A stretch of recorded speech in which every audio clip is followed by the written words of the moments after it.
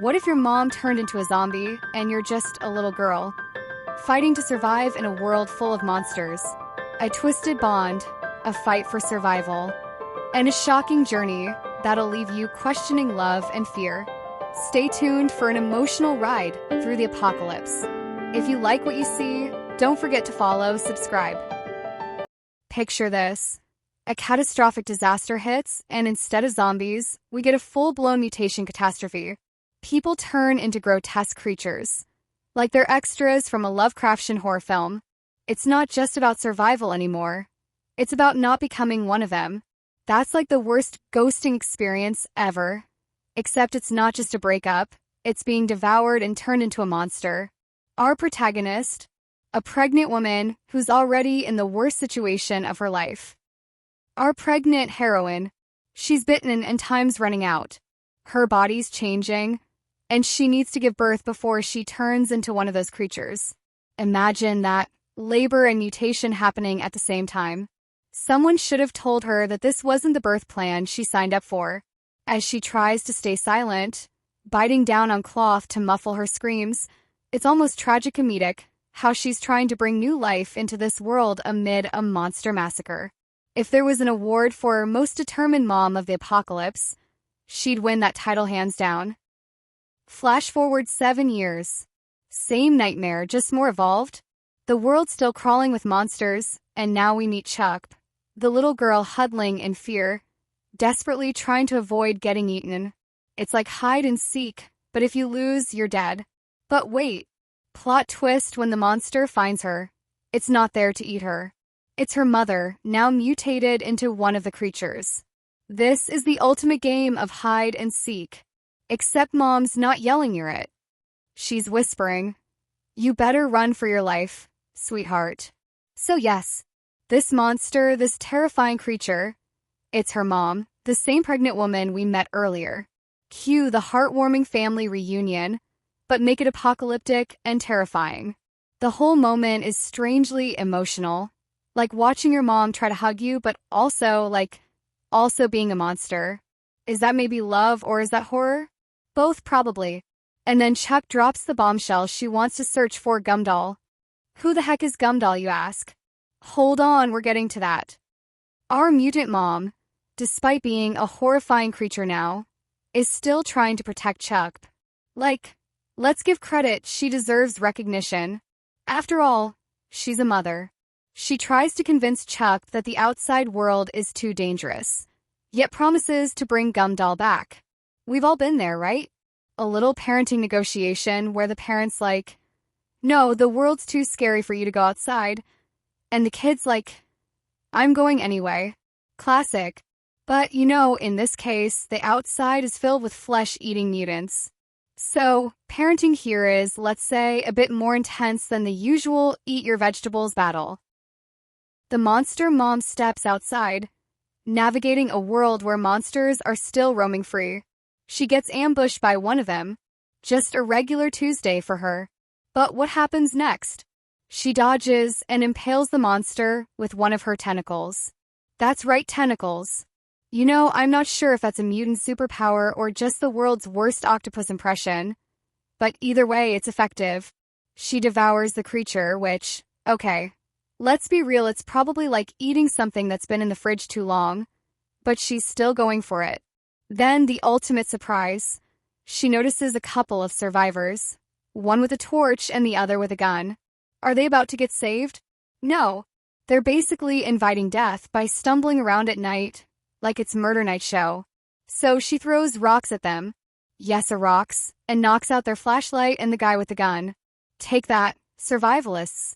Looks like even in the apocalypse, a well-aimed rock can still do some damage. The flashlight goes out, and the gunman's out cold. Pretty solid move, if I'm being honest. No pun intended. Now the torchbearer's clearly wiped out. Then we see a man searching for a safe spot.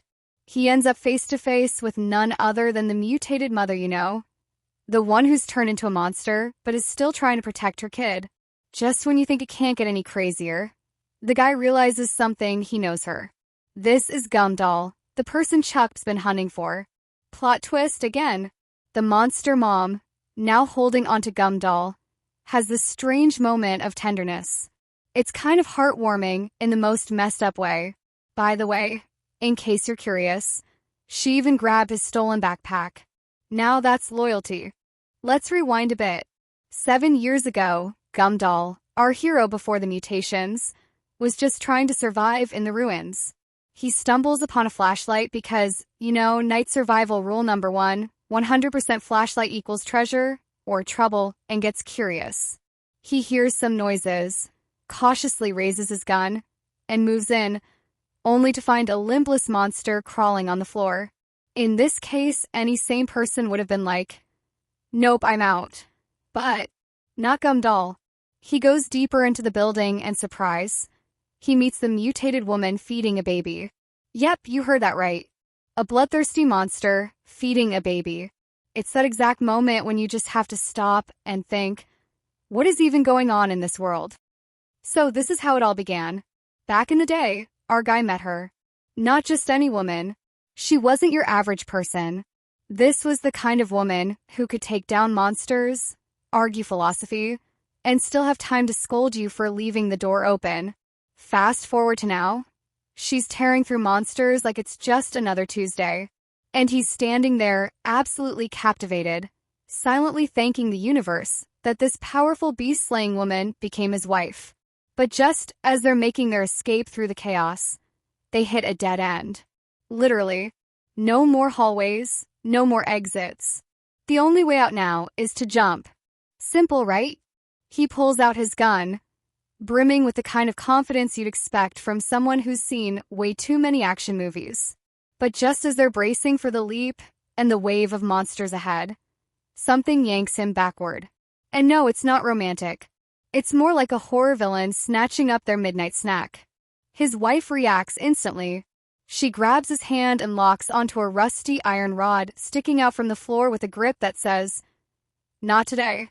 Meanwhile, the guy feels like his leg is being torn clean off by whatever's trying to drag him down. And the thing doing the dragging? It's not some run-of-the-mill beast. This thing is vicious, ugly, and clearly hasn't had a decent meal in weeks. Meanwhile, back at home, their little daughter 𝙒𝙀𝘽𝙏𝙦 is peacefully doodling family portraits. She's happily sketching pictures of herself, her mom, and good old 𝙕𝙤𝙗𝙗𝙗𝙗. doll. She can't wait for them to come home, so she can play and show them her drawings. Innocent joy, completely unaware of the chaos unfolding outside. Back in the middle of the madness, 𝙕𝙤𝙗𝙗𝙗𝙗 doll is literally hanging by a thread. Above, monsters are reaching for them like twisted carnival claws. Below, more creatures are waiting with mouths wide open, hungry for a falling snack.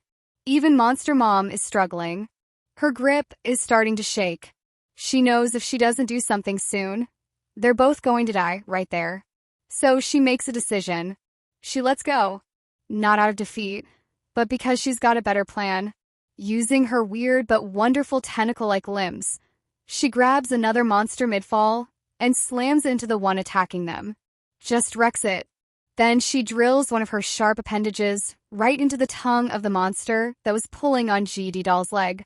The tongue spasms and lets go. Relief. It worked. They're free. They fall, but not just fall. They land. And not just land.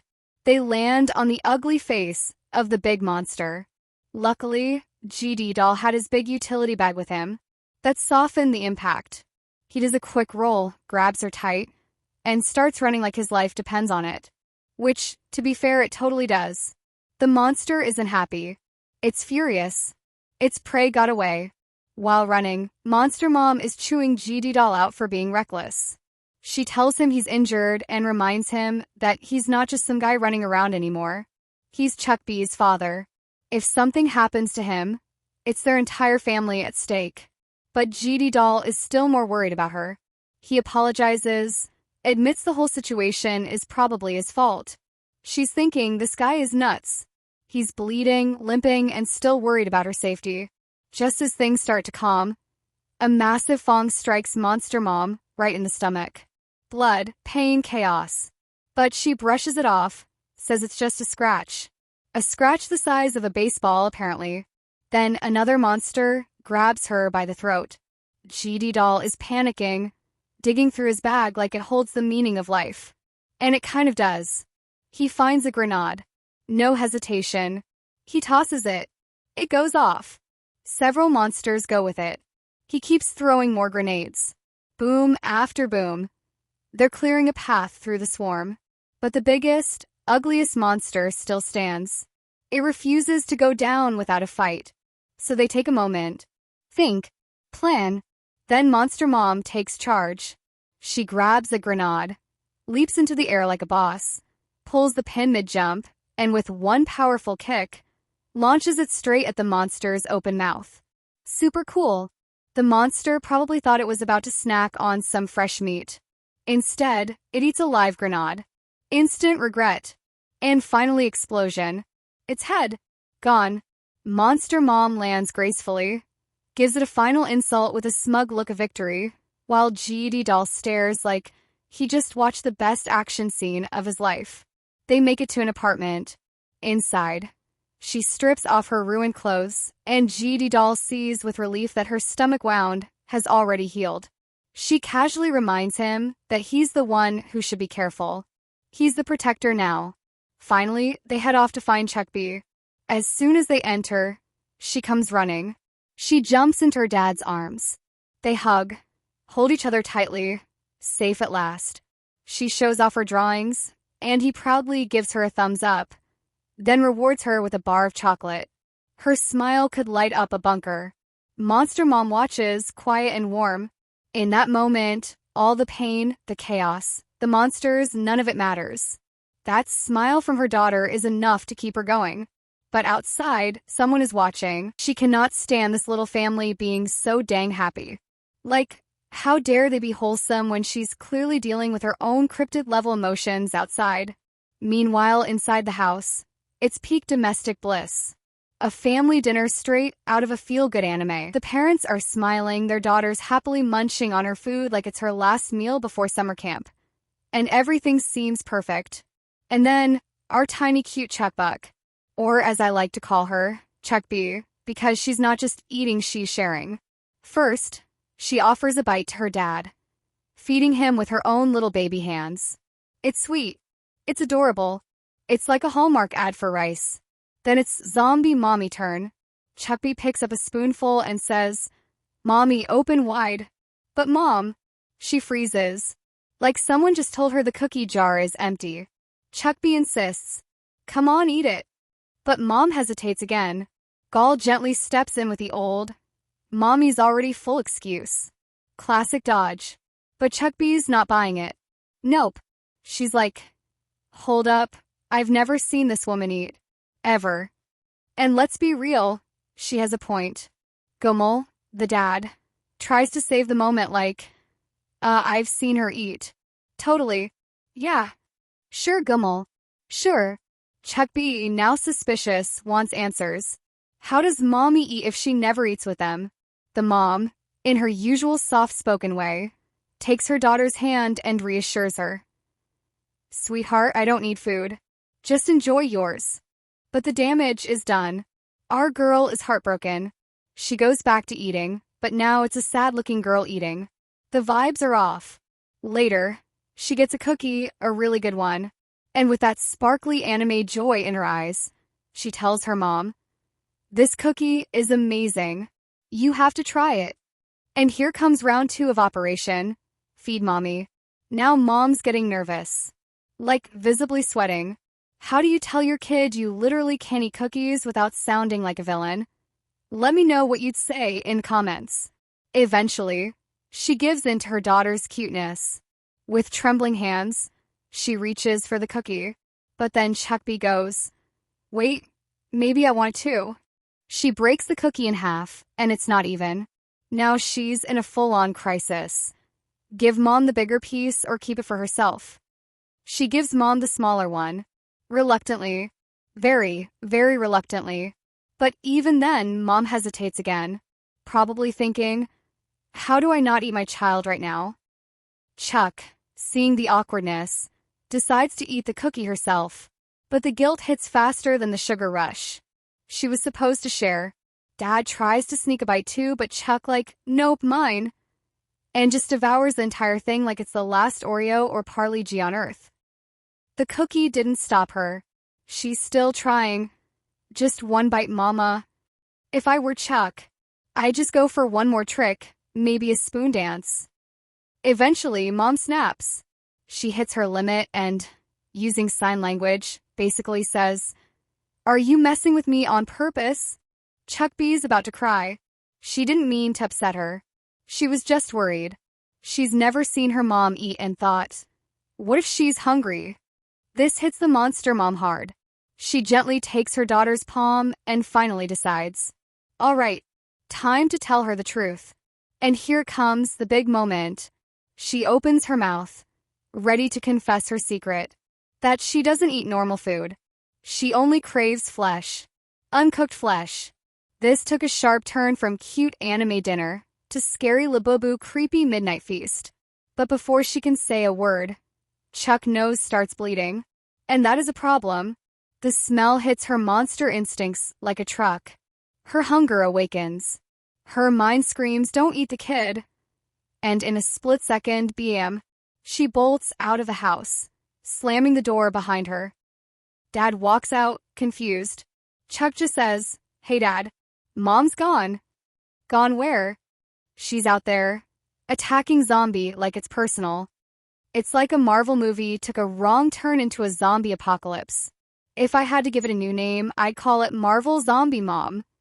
Or maybe Super Hungry Mom versus Super Zombie. Which one do you think is best? Leave your answer and your first name below. Next time, I'll shout out my top 5 picks, but know that I'm grateful for everyone who joins in. Now back to story. She caught the scent of her own daughter's blood and couldn't stop the bloodlust. So instead of hurting her family, she found something else to destroy. She races out faster than a viral meme, determined to gobble up this zombie beast. Later, this quirky family of 3 snuggles on one creaky bed, with little Chuck sandwiched snugly between her sleep-deprived parents. Our horror mom contemplates, slightly disturbed, that she never imagined a child's blood would taste so sweet. Note to self: practice restraint at home. From this blood-curdling day forward, she vows to be the most extra careful monster in front of her daughter, swearing to guard her forever. Call it Monster Mom guilt. The next day dawns and Daddy Zilla flashes a grin as wide as a zombie's jaw before lurching off to work. He tells his crew, family where mom is zombie, to be safe and reminds Chuck, let your mom sleep. Trust me, zombies hate sleep interruption. Chuck nodded wisely, casually demanding chocolate as her reward for good behavior. Even in the apocalypse, she knows the sweet science of negotiation. With Dad away and Mom fast asleep, Chuck's eyes light up with adventure. She grabs her gear like a tiny monster hunter and sneaks outside. Perfect moment for a spooky zombie soundtrack. Dead monster? No big deal. She just walks past like it's any regular day, no matter where you are in the world. Snacks matter more. But then she notices a few tough survivors nearby, but Chuck doesn't really care. And honestly, same here. Then she reaches a wall smeared with blood. And what does she do? She starts doodling. Right in the middle of a zombie apocalypse, are brave. Or maybe just wildly rebellious. Teen heroine decides it's cartoon time. Because whether it's US, India, Brazil, or anywhere else, teens always find their own way to cope. Call it art therapy, rule breaking, or just surviving in their own style, even when the whole world is falling apart. Chuck then enthusiastically digs through piles of debris and monster mush, finally uncovering jackpot. Some candies. She proudly imagines her parents showering her with praise over her rare loot. Maybe she won't mention exactly where she found the goodies. Marching on, Chuck's new quest. Find more candies? Elsewhere, 2 shady figures notice her. Dagger Guy starts plotting kidnap for profit, ready to ransom Chuck for survival supplies like food or water. His bat-wielding partner wonders if orphan kids go on sale. Dagger Guy dismisses her logic. Kids are valuable. Cannibal tribe trade in anyone? Quick turn. Chuck dashes right at the fork. Bat Lady speeds up, wanting dibs on our kid before a real monster shows up. But plot twist. They're about to be the snacks. A new player with an axe swings in and unceremoniously ends Dagger Guy. Oops, wrong horror movie for him. That lady flips out, meets Axe Whitehair, and realizes she's probably in deep zombie muck. She pulls her classic move. Look behind you. The Bat Lady asks the white-hair women, who are you? We have never seen you before. Do you know us? Then Bat Lady starts talking, throwing threats and insults. But the white-haired woman doesn't even blink. She's not listening. She's locked in, completely focused on something else. But then, she got distracted by something behind her. Bat Lady saw her chance and lunged in with a creepy grin. Actually, both women were creepy in their own way. Not so fast. In one smooth move, Whitehair axes Bat Lady's throat. Eject button. Triggered. One less questionable adult to worry about. Chuck, trembling behind the wall, hears the carnage approach. White-haired lady finds her, and it's Chuck she was searching for. White Lady looked towards Chuck, and Chuck frees in fear. Is she a savior or a stalker? Or something far worse, wearing a human face? We still don't know who she is. But one thing's certain, Chuck's life will never be the same again. This was just the beginning of the zombie mom story. Want part 3? Let's hit 100 likes to unlock what happens next. Don't forget to subscribe and support the story. See you in the next chapter.